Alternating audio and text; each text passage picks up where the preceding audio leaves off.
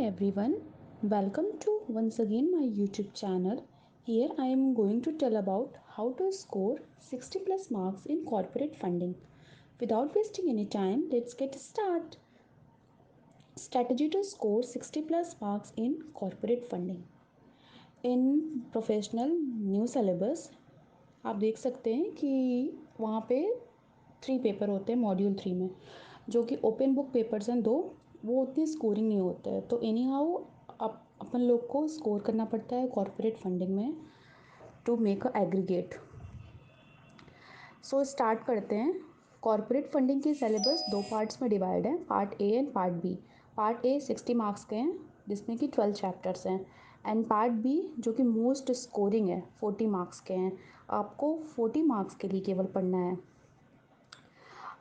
इसमें सबसे ज़्यादा important most important L O D R को आपको एक सिंगल एंड माइनर टॉपिक तक स्किप नहीं करनी है। एल ओ डी आर से मोस्ट क्वेश्चन आते हैं पार्ट बी के पोर्शन में। कह सकते हैं 10 से 15 मार्क्स एनी हाउ आएंगे ही। And second most important chapter is international listing, जिसमें आपको स्किप नहीं करना है। इंटरनेशनल लिस्टिंग में डायरेक्ट क्वेश्चन आते हैं मेरे से एग्ज़ाम में, 1-2 क्वेश्चन तो कन्फर्म है। एनी हाउ 10 मार्क्स के क्वेश्चन आते हैं।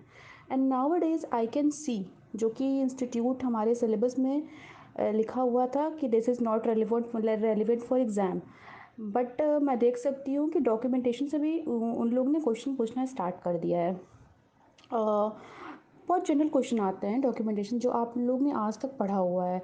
लाइक उन लोग पूछ लेंगे कि what is the procedure of right issue, which documents are required for right issue, preferential issue, bonus issue, G D R direct question आते हैं।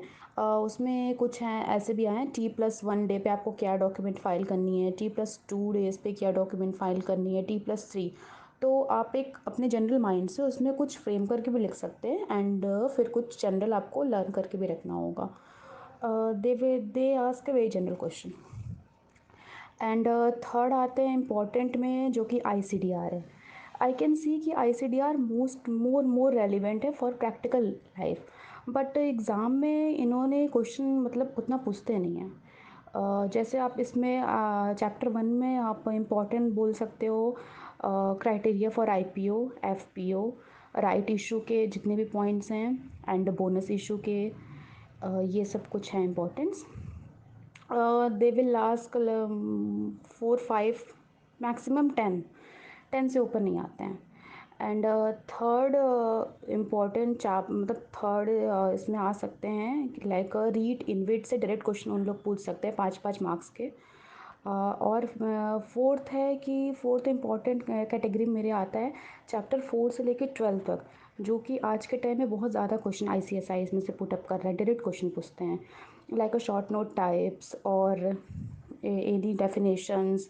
लाइक इसमें है एंजल फंडिंग से डेफिनेशन आपसे पूछ सकते हैं, सीड फंडिंग हो गई, ओवरड्राफ्ट, CC, लाइक मसाला बॉन्ड, और ये फॉरेन फंडिंग के चैप्टर्स में कुछ इंस्टीट्यूट डेवलपमेंट बैंक्स, ये सब इंस्टीट्यूट के नाम दिए गए हैं like IFCI, Asian development bank, ADR, GDR foreign funding में है।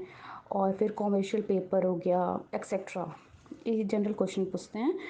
एंड फिर मैं आपको सजेस्ट करूँगी as my personal experience, do marathon regularly. Once teacher get started to do marathon, and give test series, mandatory to give test series before appearing in exam, because it increase your writing skill, your presentation skill, everything. This is quick tips from my side. Thank you. Bye.